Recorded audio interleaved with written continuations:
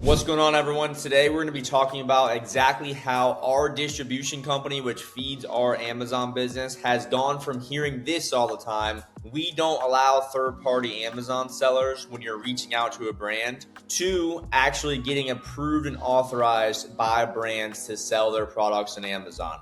So I'm going to go over the 3 different steps that we took to drastically increase our percentage chances of getting approvals from brands, what each of those steps could mean for your business if you're trying to get good brands to sell on Amazon. And I'm going to take it step by step, so stick with me. I'm going to jump right into step 1. All right, jumping right into step 1 on how we went from constantly hearing we don't allow third-party sellers to sell on Amazon for our products to actually getting approved and authorized by brands to sell their products on Amazon. The number one thing you have to understand about positioning is that brands don't necessarily dislike Amazon sellers or not want to work with them specifically for any particular reason. They feel as if that Amazon sellers are higher likely or more likely to be a bad business partner in general. So it doesn't really have to do with selling on Amazon or anything like that. This simply has to do with you being a potential threat to their business. You're going to break pricing policies,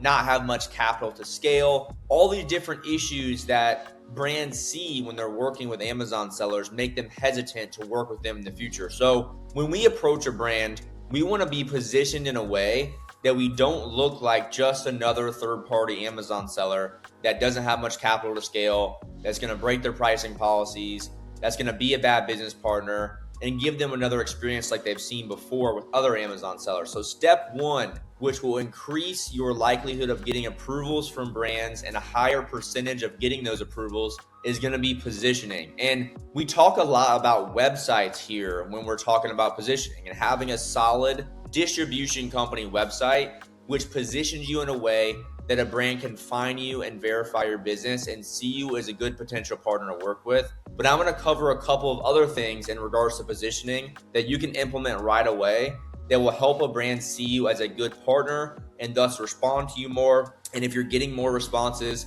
you're getting more brands to work with. So let's jump into it. I inputted a simple Google search of our distribution company name that we use to land brands to sell on Amazon. And right away, when you search our name, so let's just see this in the eyes of a brand, right? We reach out to a brand, that brand sees our email come in, viral distributors, we're requesting information on how to get pricing and their distribution policies and all of that to start building a relationship. And when a brand sees this, their guard goes up, because what they're seeing is a new potential partner, a new potential business partner, but also at the same time, they want to make sure that person that reached out to them is a legitimate company. They don't trust everybody right away. They want to make sure they have an actual business infrastructure, and they want to make sure they're a real person too these days even. So what they'll do immediately a lot of times is simply look you up, And if they search you on Google, the first thing that pops up for us is our website, which is great. Building a website's easy these days. It's a part of some of our programs that we have, or really all of them. We would actually make sure you're positioned properly when you're working with us in that sense. But there's a lot of other things here that are going to help you a lot as well. So one of those things is a Google business profile that we have set up. And you can see this looks very professional. We have a reachable phone number. We have our address. We have our hours of operation. I'm filming this in the day before 4th of July. We have a couple reviews, which we should have more than that, but we have a couple of them. This is for just our distribution company, that is. We have pictures of our warehouse. You can use pictures of a prep center or something if you don't have that quite yet. But we can help you do all of this stuff when you're working with us. We also have our LinkedIn right here, where if you click on it, we have a bunch of posts and followers and activity. These are all good things for a brand to see when they search you. Google business profile, professional website, LinkedIn, different ways to actually verify you as a company and that you've worked with other brands like them and are seeing success already, because trust doesn't come easy these days. And for brands, it's the same thing. They want to make sure you're legitimate, established, and can actually be a good partner to them. If you can show those things to a brand, they don't care if you're selling on Amazon. And we position ourselves in a way where Amazon is just part of our channels, right? We're a multi-channel seller, and that makes it even less significant when we're talking to them, because they see us as a multi-channel partner and not just one channel. And these brands, they sell elsewhere. They don't just sell on Amazon. So looking as if that you're larger and that you sell in other places will get you more responses. And that's the first step, is positioning.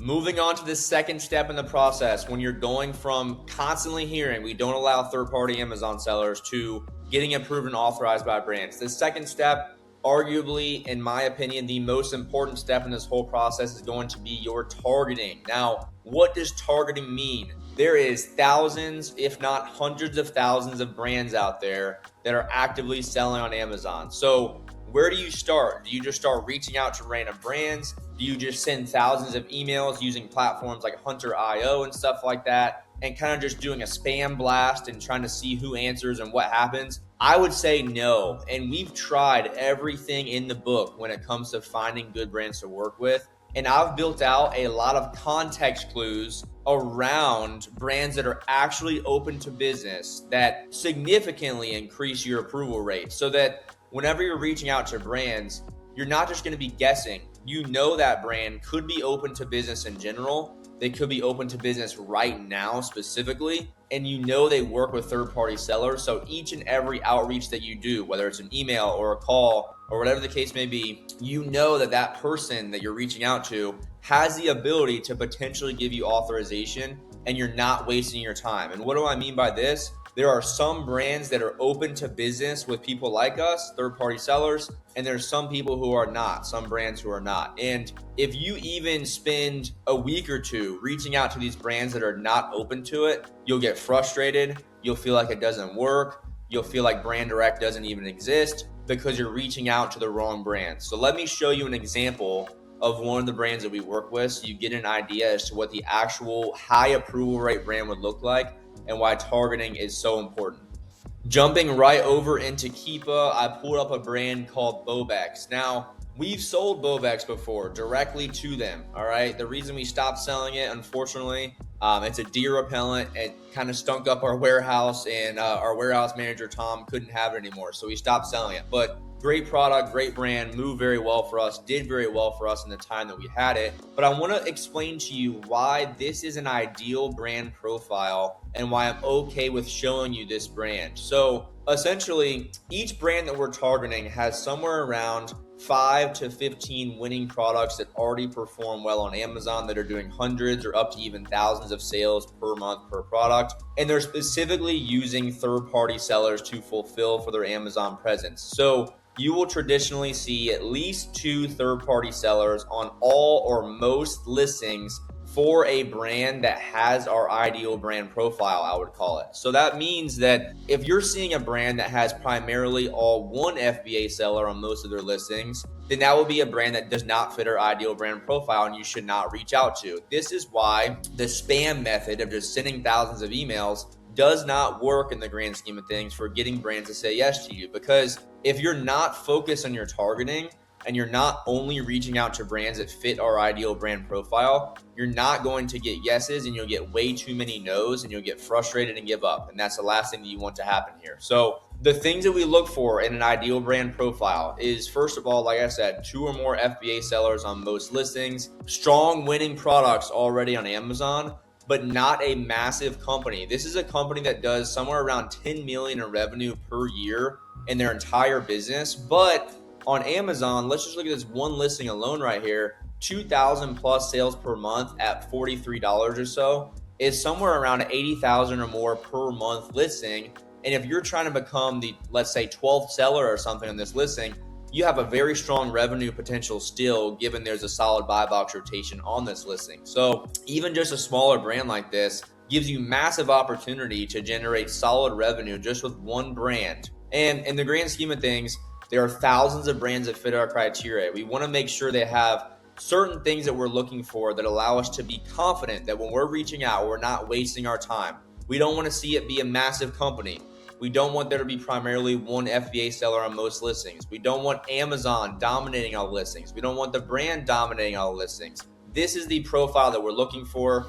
If you can find these brands consistently, and there's a lot of other things that we look for actually when we're actually reaching out to these brands to ensure that there's a high approval rate currently. We would look at the listings and see who sells it, how long they've sold it for, and things like that. But this is what we're looking for as the targeting for the process. There's a lot more to it, but this is step 2, is targeting. If you target the right brands, you're on the right track. All right, moving on to step 3 now. How do we go from constantly hearing we don't allow third-party Amazon sellers to getting approved and authorized consistently and having a high success rate in doing so? Step 3 is going to be outreach and negotiation. Now, when you're doing your outreach to brands, a lot of people, like I said in the last clip there, are doing a spam method of just reaching out to hundreds of emails that are maybe no longer even active, or they're brands that are not even open to working with them, and all these things. And they don't know how to actually navigate the process properly towards getting approved and authorized and getting the best pricing possible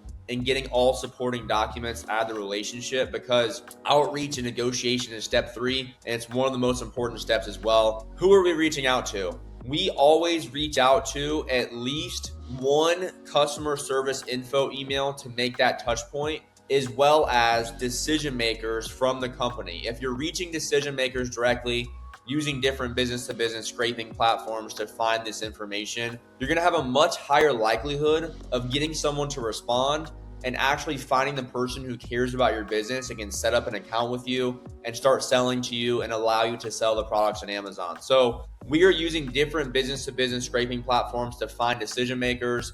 We have AI tools that craft emails based off of thousands of emails that we fed the AI platform that will create emails that speak the brand's language. If you're talking to a brand like you don't know the business, you don't understand wholesale or distribution or anything like that, you're not going to be in the right place to actually, get to them and get them to understand that you're a good partner to work with. So you have to speak their language.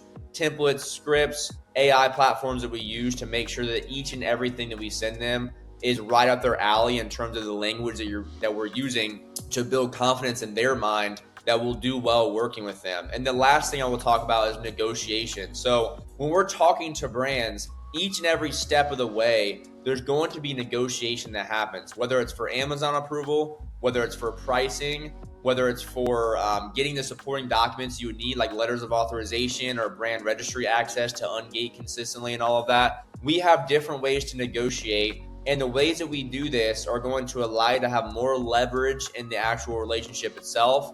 And each step of the process is super important to essentially make sure that you're getting what you want out of this relationship. So step 3 is simply outreach and negotiation, and making sure everything you say aligns with what a brand will want to hear, and also getting what you want out of this relationship. And there's so many strategies that we implement for this, I can't even begin to explain them.